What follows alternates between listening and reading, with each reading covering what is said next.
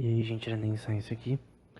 No episódio de hoje a gente vai falar sobre mundos virtuais de novo. A gente já fez 2 episódios sobre isso, só que agora a gente vai focar num jogo chamado Tibia. Depois a gente vai fazer sobre Final Fantasy, sobre World of Warcraft, Cabal e entre outros jogos. Então, o que é primeiro mundos virtuais, para quem não conhece o tema ainda?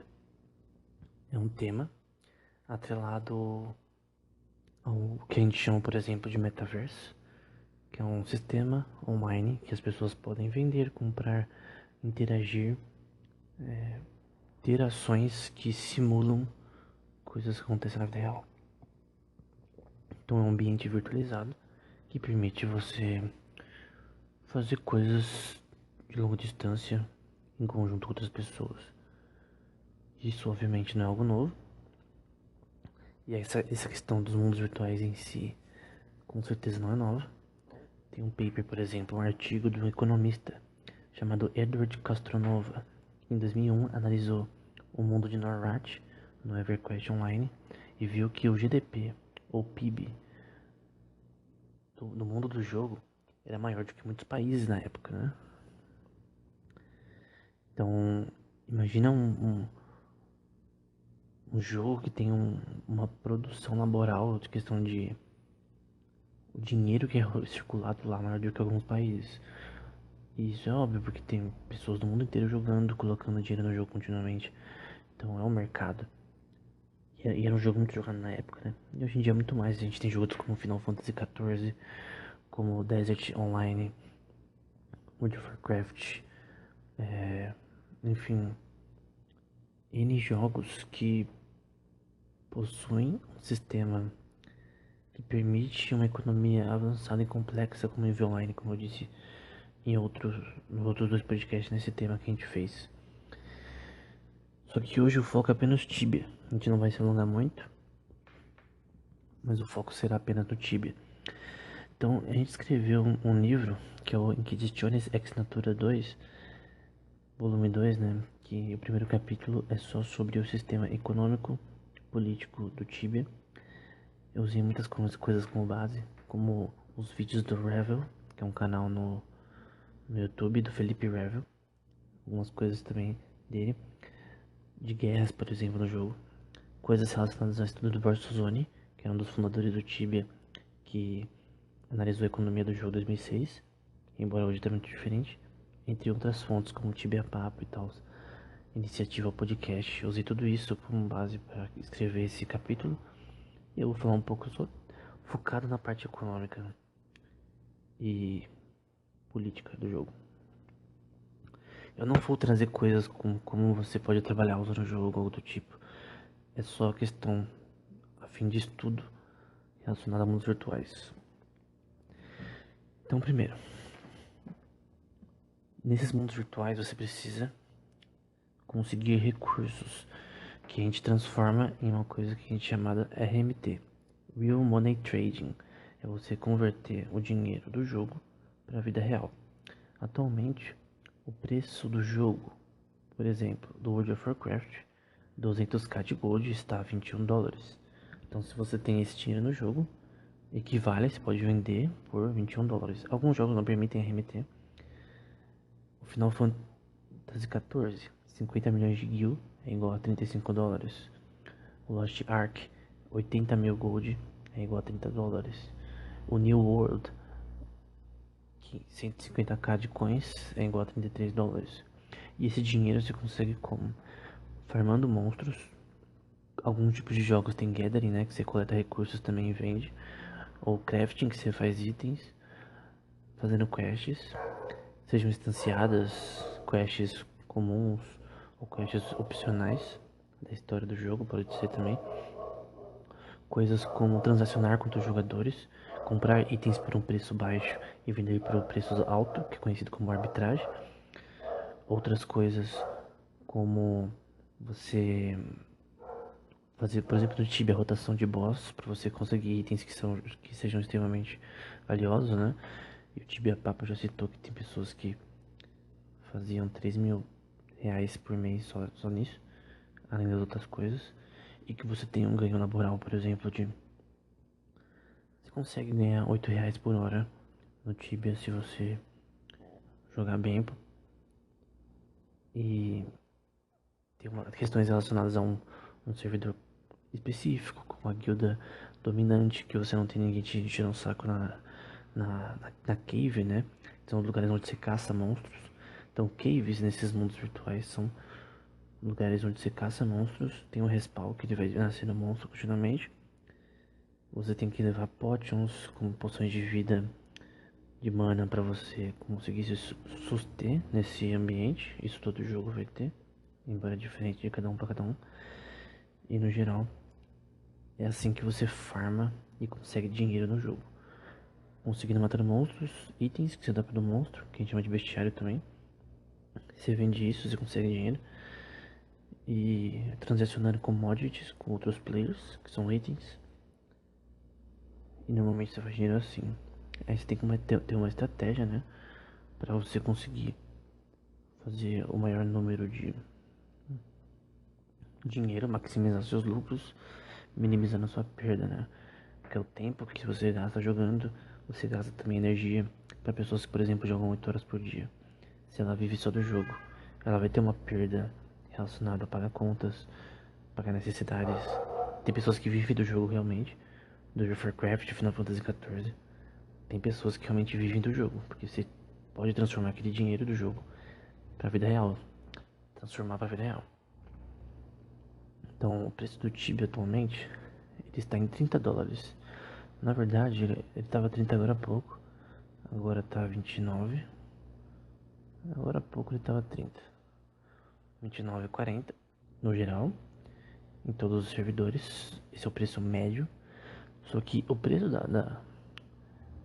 esse aqui é o 10.000k de gold, tá? 10.000k de gold. Vamos supor que você mata um monstrinho pequeno, ele derruba 20 gold. No caso, você precisa de 10.000k, que cai 1.000, né? Pra você ter 30, no caso, $30. Converter em $30, né? E tem pessoas que compram, por exemplo, GP, moedas no jogo. Tem sites que vendem, né? E você compra pelo GP, né? Pelo 10k. Ou pelo KK, como dizem, né? Então no servidor de Zuna tá $29,70. No servidor do Tibia do Época tá $50.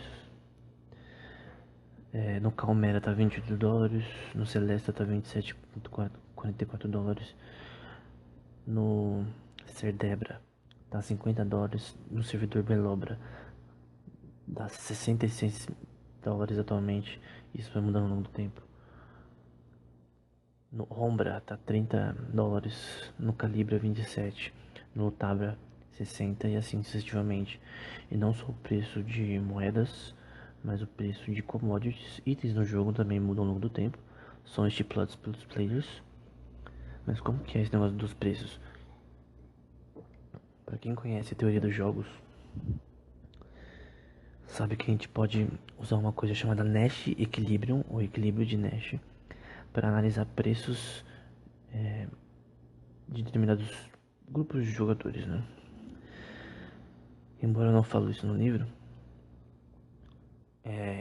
que eu comecei a ver essa questão recentemente, é basicamente assim. Então, nesse contexto, então vamos supor que tenha preços de itens de jogadores que sejam commodities e tenha moeda do jogo. E vamos supor que a gente pega a derivada, que a gente quer saber a diferença contínua ao longo do tempo, né? A derivada do preço do produto, que no caso são os itens, ao longo do tempo. Espadas, armaduras, peças de armaduras do tipo de calça, couraça, escudo, que dropam de item de monstros e tal, e tem uma dificuldade atrelada a pegar esses itens que aumenta o preço. Então quanto maior a dificuldade de você pegar o item, maior o preço dele. Se o item é único, ele tem um preço monopolístico, né? Então o preço dele é determinado pelo player. Embora se esse item único existem vários servidores, o preço que no geral os jogadores definirem vai ser o preço estável dele. Mas O que é um equilíbrio de Nash? Se eu tenho N jogadores com N itens e outro grupo de jogadores com N itens de vários servidores, o preço dos itens ele se afunila para chegar até zero. A diferença entre os preços se afunila para chegar em zero, né? Então não importa que estratégia os jogadores escolham para escolher os itens que sejam o melhor preço possível para maximizar seu lucro e minimizar suas perdas. O preço, a variação nos preços tende a zero. Então de servidor em servidor você vai ver o preço de itens mudando, mas mesmo assim o preço ele tende a não ter uma variação muito grande, principalmente entre vendedores de vários servidores e no próprio servidor. Então se alguém, por exemplo, usando um conceito chamado duopólio de Bertrand, que é o duopólio de Bertrand, a gente tem duas firmas que são monopolistas, por exemplo, ambas dominam o mercado. Se uma faz um preço menor que a outra com um produto da mesma qualidade, como itens no jogo, a que vender por um menor preço vai fazer mais lucro, porque só ela vai vender e você não consegue fazer lucro sem vender. Mesmo tendo uma margem menor, eles vão conseguir vender mais, né? E a margem é a variação entre o custo e o preço vendido, que é a margem de lucro no caso. E no caso você vai ter também a questão de você ter dificuldade de conseguir o item e tal, você também pode comprar e vender. E tem pessoas no jogo que só fazem isso, né? Elas compram o item e vendem. Então, de novo, voltando ao equilíbrio de Nash, se você analisa esse sistema como um espaço topológico, eu tenho as derivadas que são os preços dos itens do jogo ao longo do tempo. O preço desses itens ele se converge para a diferença entre eles se converge para zero na questão de variações de preços, né? Então o preço de um item tá, sei lá, 5kk e o mesmo item tem uma variação sempre nesse estilo, então nunca alguém vai vender por 3kk se aquele item vale 5kk. E os jogadores normalmente vão escolher preços afunilados ali. Nunca vai ser, obviamente, igual, se quer ganhar lucro, mas sempre vai ser mais ou menos assim. Vamos supor a Fire Sword, por exemplo. Vamos supor que ela custa 4k, 4.000 gold. Então, no caso, o preço vai variar entre 4k, que vai ser o preço de equilíbrio, vai variar entre, sei lá, 3.800, 3.600. E, obviamente, a pessoa que talvez conseguir os itens de uma forma simples, ela possa vender por um preço baixo, que vai vender o item que não faz nada, nenhum sentido para ela. Então, obviamente, quanto mais fácil conseguir o item, mais fácil, mais menor vai ser o preço. Quanto mais difícil você pegar o item, mais caro vai ser o preço, isso é óbvio. Se for um item como Ferum Bracelet, que é único, que é sazonal, né? Ou itens derivados de boss, né? Que é difícil de matar, você tem que ter um level muito alto. Porque pra você ter um level muito alto, você tem que ter um tempo de jogo muito alto e um conhecimento do jogo muito alto. E esse conhecimento que você tem para conseguir o jogo, isso vale dinheiro. Tanto que jogadores cobram serviços, né, pra upar por hora personagens. Até na iniciativa podcast eles falam bastante sobre isso. Então eles são pagos pra fazer bestiário ou de repente fazer uma quest ou upar a conta. Então a pessoa trabalha, paga pra outra pessoa jogar no lugar dela. Uma pessoa que vive disso, né? Por hora. E ela estipula o preço.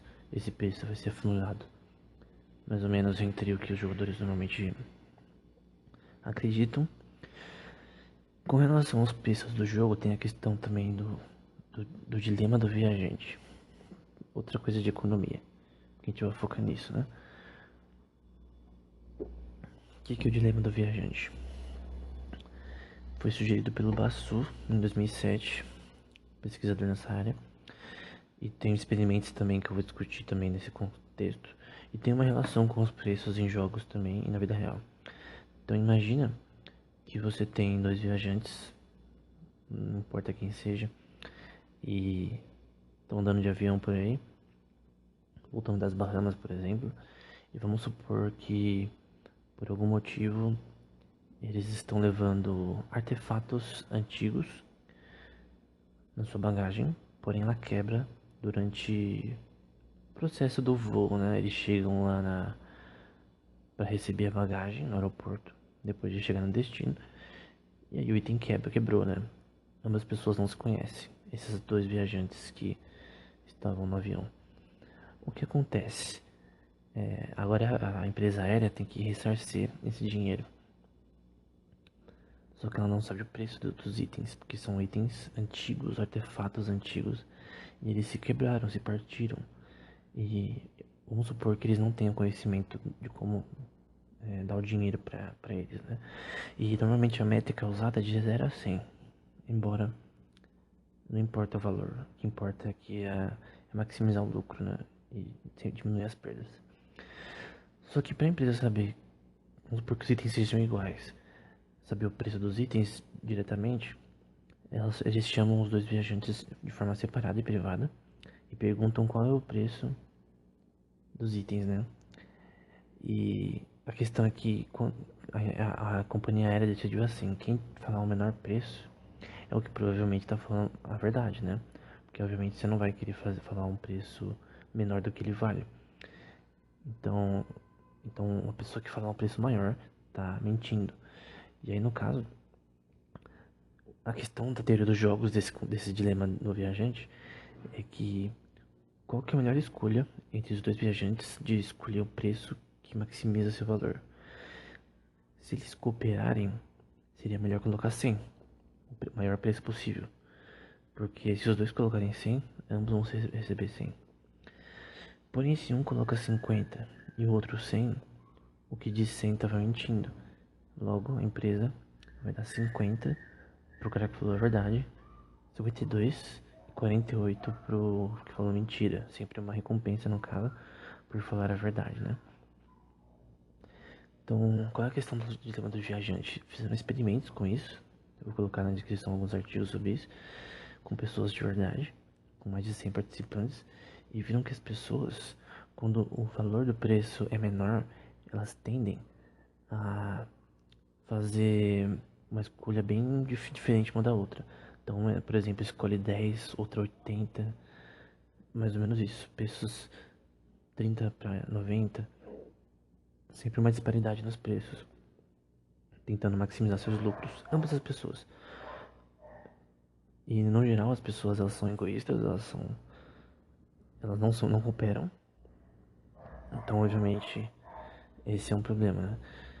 Não é um problema, é uma coisa natural do ser humano em no mercado financeiro. E eu já vou chegar no que isso tem a ver com Tibia e jogos virtuais.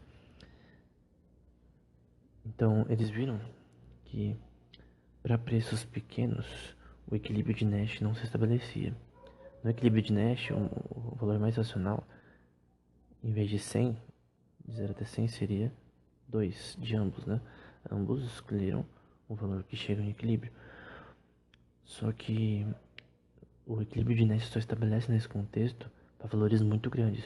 Então, quando os valores de incentivos são grandes, sei lá, porque deram dinheiro de verdade para essas pessoas nesses experimentos, vamos supor que seja R$ 400, 500, aí o preço que eles escolhem é funila para um equilíbrio. Então não é tão variável quanto o que a gente mostrou de preços pequenos, que a pessoa escolhe 80, outra 20, outra 30. Não é uma diferença tão disparável assim.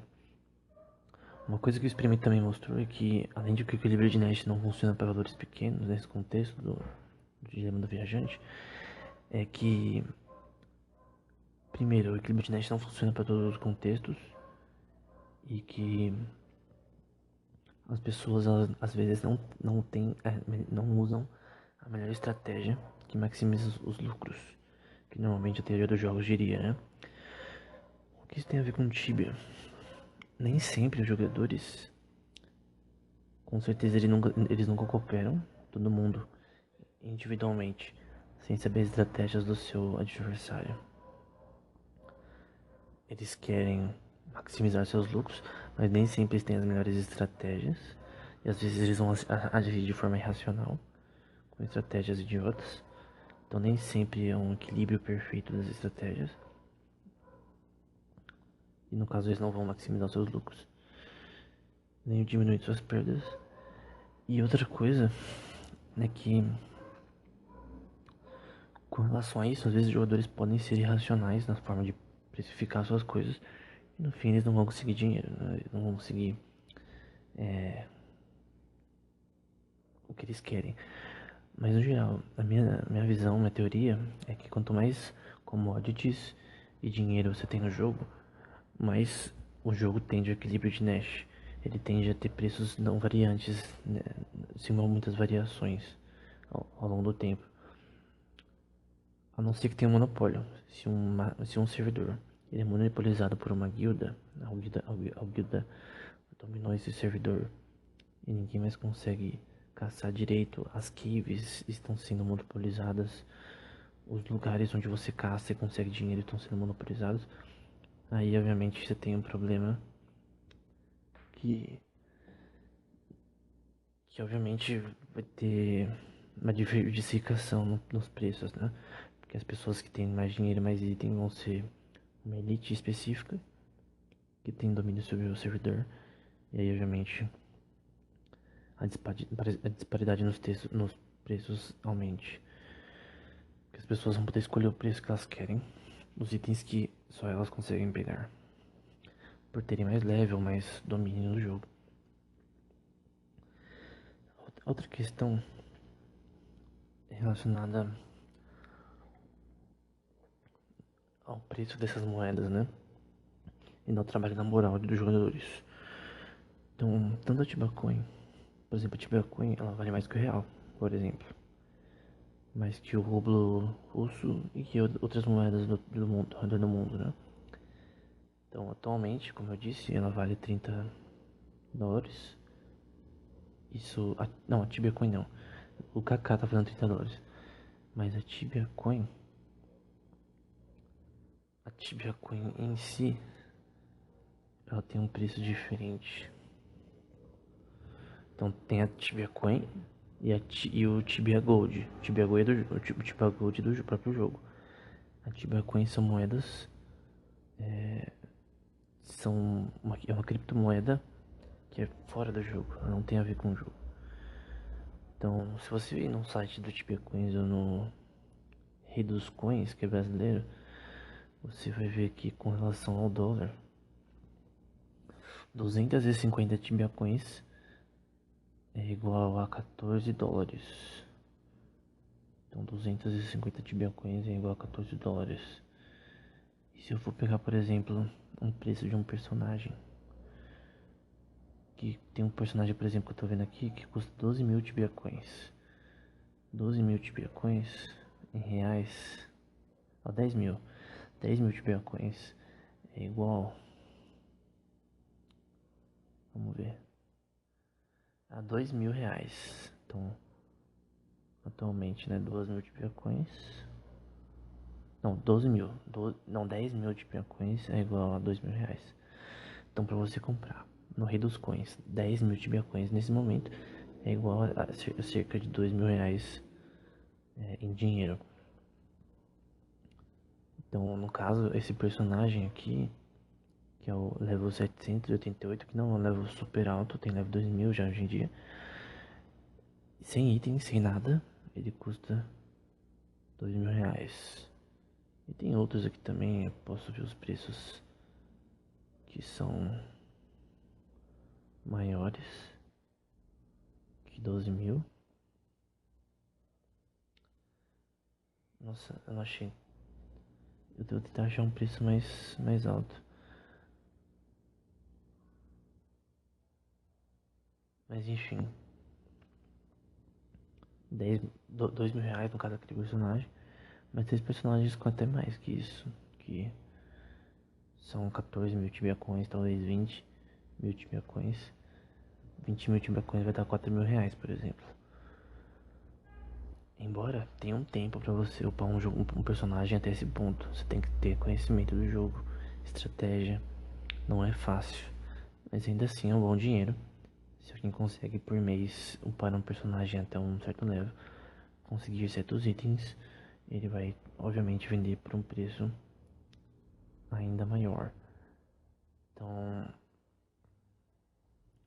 no geral, o preço do Shiba Coin, ele realmente é maior do que o preço de moedas na vida real, até.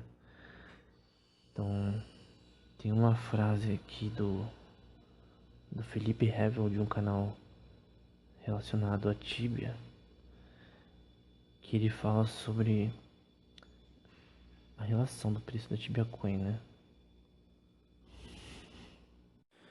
E qual é o preço unitário da Tibia Coin, né? Se você pegar a Tibia Coin atualmente, no site da Tibia Coin, o preço de 250 Tibia Coins vai ser 14,16 dólares. Se você dividir isso por 250 por 14, vai dar 17. Então 17 dólares é o preço unitário. Se eu fazer a mesma coisa com 2 mil Tibia Coins, que é igual a 113 dólares, vai ser igual a 17 dólares no caso, né? Então, no geral, as Tibia Coins valem 17 dólares. Não, perdão. 250 Tibia Coins valem 14 dólares. Apenas 14. E no caso 2 mil valem 113 dólares, é isso. Então, de novo.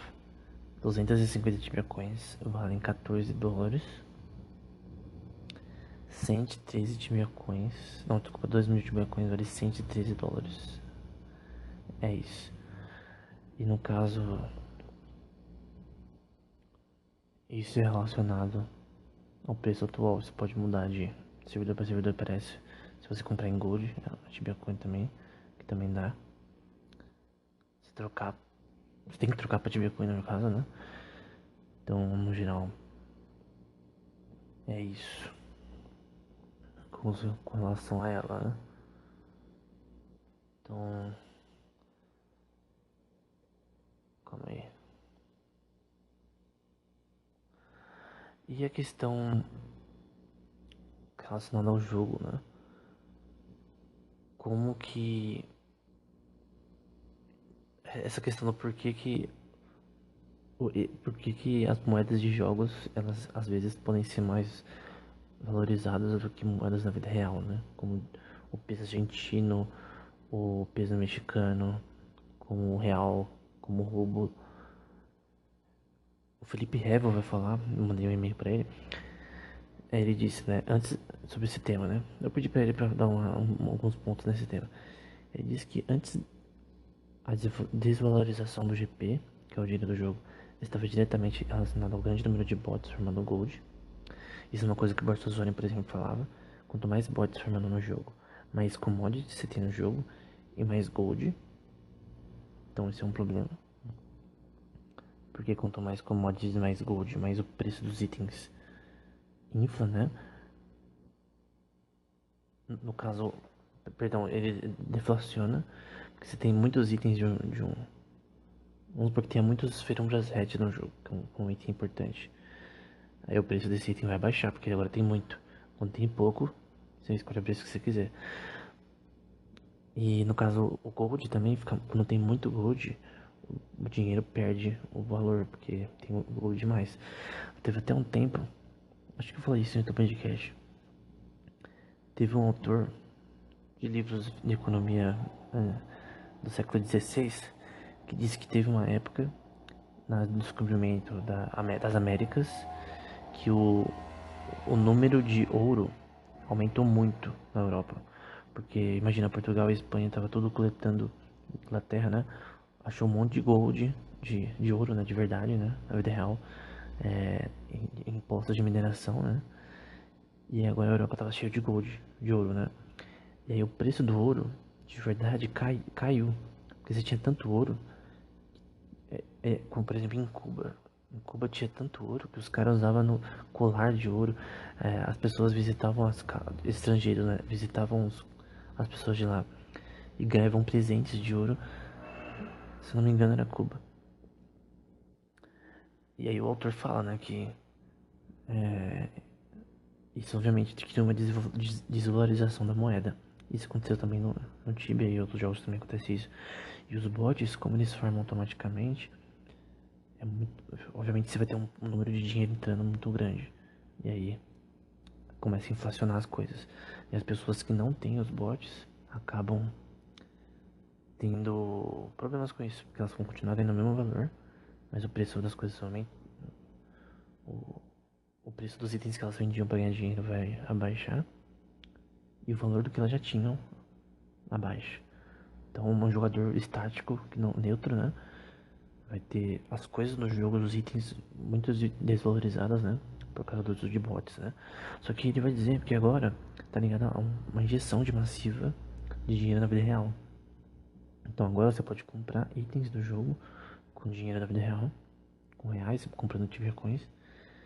E esse é o problema, porque você consegue personagens, itens, muito fácil, sem atividades laborais, que é farmar e quests e o tempo necessário para conseguir essas coisas. E obviamente a inflação também acontece. Embora eles fizeram uma coisa chamada forja para controlar a inflação do jogo, né? Para você ter que craftar itens e tal, que é algo bem complexo que tira muito dinheiro do jogo, acaba tirando muito dinheiro do jogo, que é importante para controlar a inflação. Quando você tira dinheiro de um sistema econômico, automaticamente o sistema ele tem começa a ter um equilíbrio maior relacionado à inflação. Ele vai dizer que outro ponto interessante de se notar é que mesmo assim o Bitcoin na cotação atual vale mais em unidade que o peso argentino. Ou seja, o dinheiro de um jogo vale mais do que a moeda de um país vizinho. É impressionante e assustador ao mesmo tempo. Os múltiplos do Tibia Coin superam muitas das moedas sul-americanas. E para muita gente, Tibia acabou virando trabalho, né? Então, isso em vários jogos, né?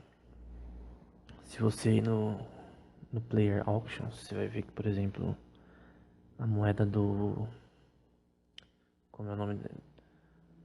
É Skyrim. Deixa eu ver aqui o preço da moeda do Skyrim. Skyrim. Eu vou achar aqui na raça mesmo. Então o preço da moeda do Skyrim, se não me engano, é $60. Calma. A $83 aqui é do 8 Pop Ball. Ok. Aqui ó, não. World of Warcraft Wrath of the Lich King Classic. Então uma versão do World of Warcraft. Embora teve uma queda, no momento, né? O valor da moeda de 3.000 golds é igual a $156, né? Tem também que ver a dificuldade para conseguir esses 3.000 gold, né? Mas pensa tipo o do Elder Scrolls Online abaixou. Teve uma queda recente, mas o preço no Elder Scrolls Online é o Skyrim, né?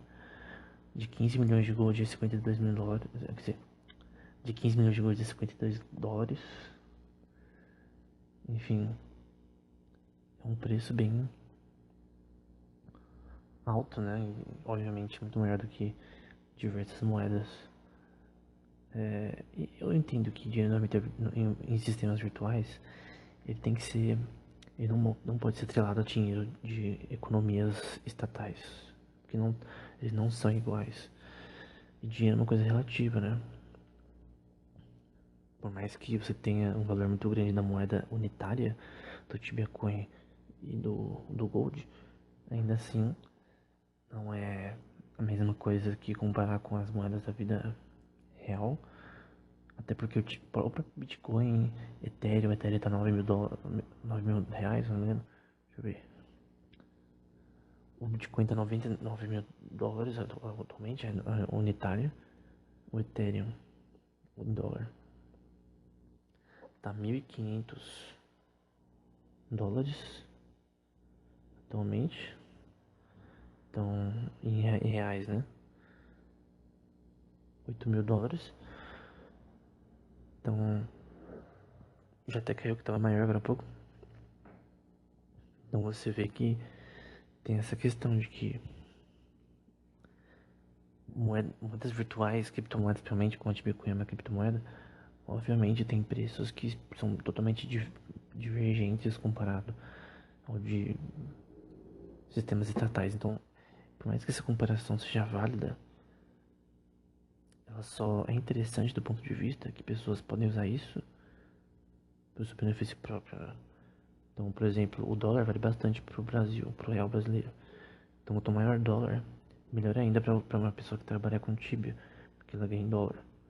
Então, ela converte o dinheiro dela para dólar, as Tibia Coins, e aí o valor dela atrelado ao dólar, né? No caso, se você tem, no caso, 10 mil K, você tem 30 dólares, que no momento, para reais, 30 dólares em reais é R$ 157, né? Então você consegue fazer mais dinheiro do que uma pessoa que está nos Estados Unidos, por exemplo. Então, economias fora do dólar, principalmente onde o dólar está muito alto com relação à moeda local, você faz mais dinheiro. Mais uma vez, ele vai continuar o Revel, né? Você torna um MMO, um campo onde pessoas que estão dispostas a ficar 8 horas por dia dentro de uma hunt apenas caçando, sem manter nenhuma interação social em game. Acredito que algo importante acaba se perdendo, né? Então, o que o Revel tá dizendo, o Felipe Revel tá dizendo aqui, é a questão que o jogo virou um trabalho e realmente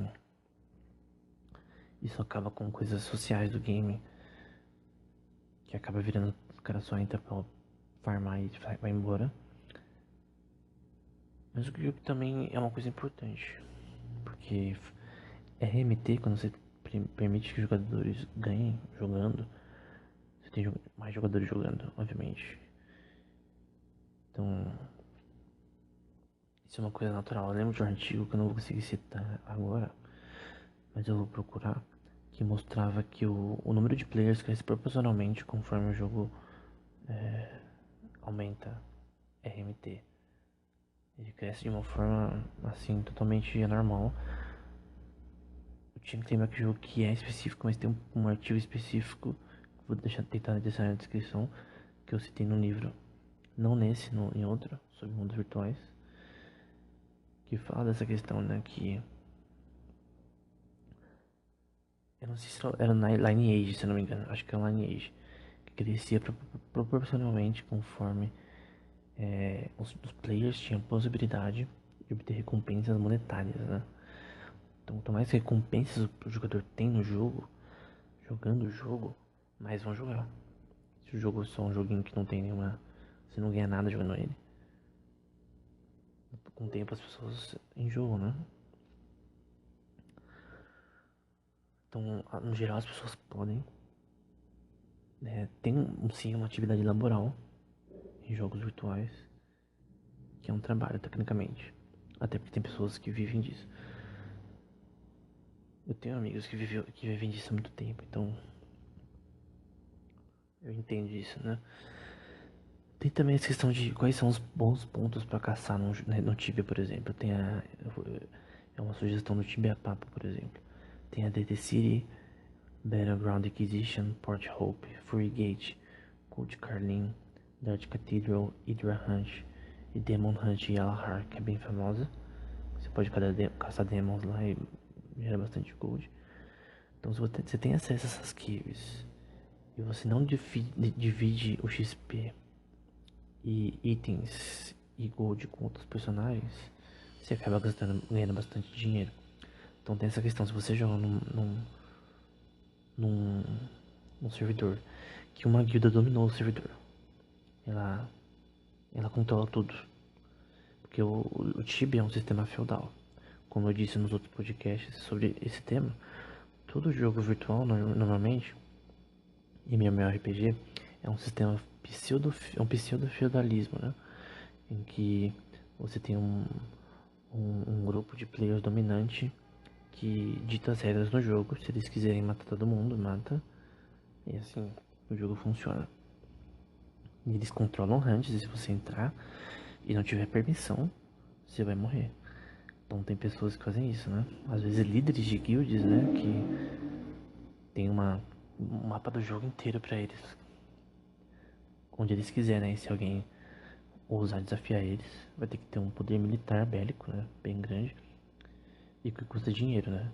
Porque pra você ter vários personagens de renome, você normalmente gasta dinheiro.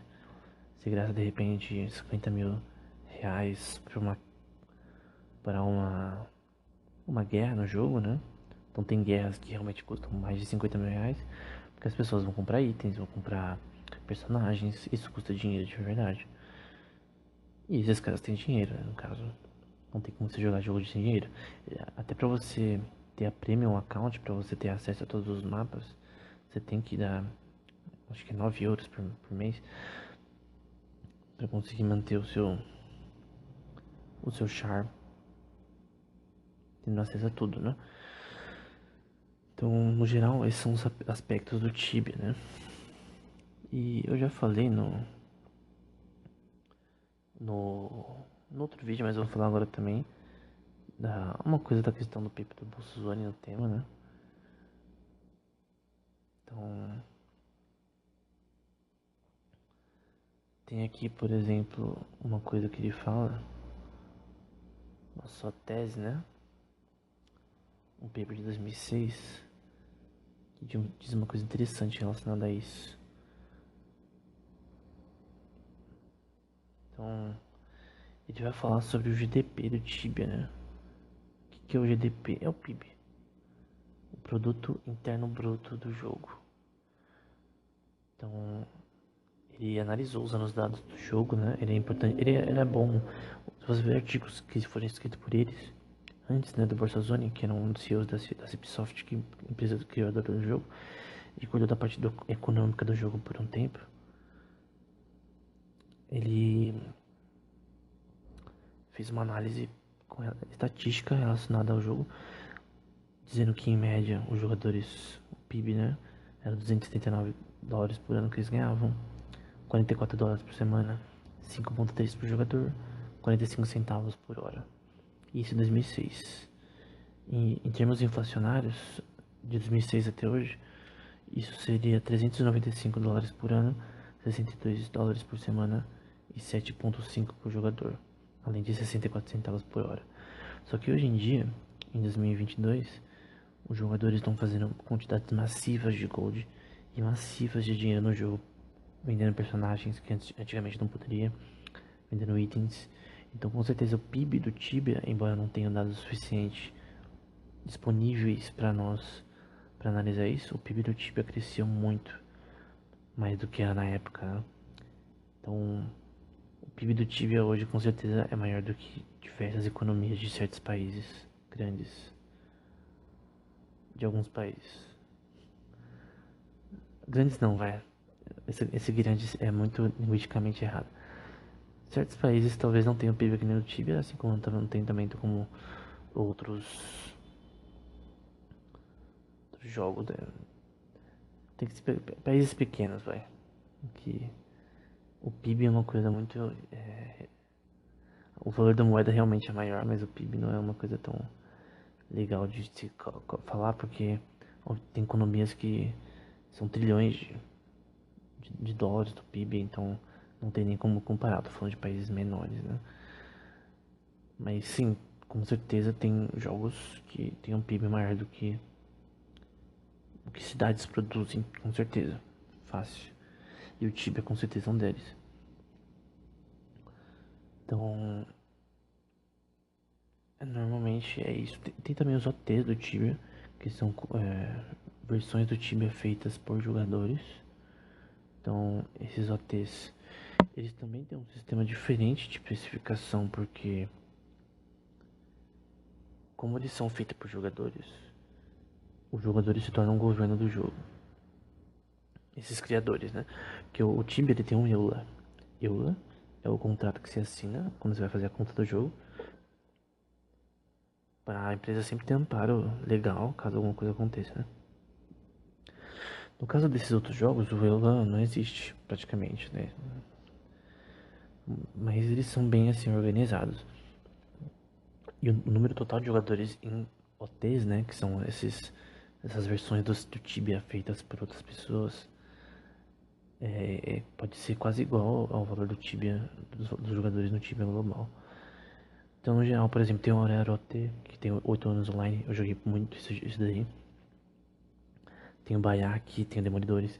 E normalmente os preços dos itens nesses jogos são maiores. Por quê? Não, na verdade são menores. Depende, na verdade. O preço de itens nesse jogo, eles podem tanto ser maiores ou menores com relação à dificuldade deles de conseguir XP e itens. Então qual que é a diferença? Por exemplo, o Orarote, você ganha 400 de XP a mais vezes, né? Então vamos supor que eu ganhe 100 XP. Então vai ser isso vezes 400.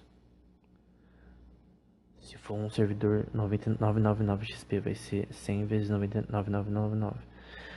Então, tem alguns servidores que são vezes 10, vezes 20. Mas quanto maior o número de facilidade para ganhar XP, vezes 10, vezes 20, vezes 40, mais vai ser fácil você conseguir itens e dinheiro no jogo. E obviamente o preço também vai ser diferente do time global, que vai ser também vai ser um preço maior, vai ser mais inflacionado, que vai ter uma quantidade maior de, de, de commodities e de gold. Porém, alguns desses jogos não tem muitos jogadores. Vai ter 200 e 152. 100. Então o que acontece? Aí, acontece o que eu falei no começo do episódio. Quando você tem um número grande de commodities e de gold, a gente tem o equilíbrio de Nash. Então os preços não variam muito. Quantidades absurdas. O cara vendendo uma Fire Sword por 10 mil, outro por 2 mil. Agora, quando tem poucos jogadores, o preço ele fica de uma forma disparável. Pessoas colocando preços absurdos e diferentes realmente, de uma forma maior. Por causa daquele experimento que eu falei do dilema do viajante, né? Quando você tem menos, assim, menos, quando você tem menos quantidade de coisas nesse sistema, as pessoas podem trivialmente escolher o preço que elas querem para determinados itens, que não vão ter muitos vendedores de certo item, determinados OTs, né? Que são, cada um OT é diferente, cada um é feito por jogadores, né? E obviamente sem a permissão do Tibia, tá? São ilegais, entre aspas. Embora muita gente continua jogando Tibia por causa disso, né? E é legal porque algum tem um, por exemplo, tem um X-Rail Serve Game que ele é vezes 1, então ele é igual ao Tibia. Mas o mapa talvez seja diferente. Tem também Poketibias, que são Tibia com Pokémon. Tem Tibia Dragon Ball, enfim. Mas no geral, o preço de itens neles são diferentes. E tem itens que são adicionados ao jogo a mais. Por exemplo, Demolidores. Como uma pessoa fica level 5 mil, 10 mil, 20 mil. Então, e você baixa o cliente do jogo, né? Então eles colocam itens diferentes, com outros nomes, um mapa diferente. O Bayek também é assim. Então vira um outro jogo, com o mesmo IP, né? O conceito é o mesmo, no geral. Gameplay é mesmo, no geral. Mas podem ter outras magias e tal. Mas no geral, o preço das coisas é sempre relativo à quantidade de coisas que você tem. Itens à disposição para você minerar, né? Pra você farmar. Tem até um desses demolidores que dá pra você minerar coisas, né? Pra vender. Você deixa lá o seu personagem minerando. E também tem a dificuldade, né? Então o preço dos itens está atrelado linearmente com a dificuldade. Quanto maior a dificuldade, vamos supor que a dificuldade seja um valor D. Você faz isso vezes a quantidade de recursos no mapa disponíveis e você vai ter um preço relacionado a essa dificuldade, né? Então, relacionado a mundos virtuais, isso mostra, na minha opinião, teoricamente, quanto maior a dificuldade de você pegar itens e pegar os recursos do jogo, do maior dificuldade, mais o preço das coisas diminui. Diminui no sentido de que a moeda vai valer mais. Mas enfim, era isso. Até o próximo episódio.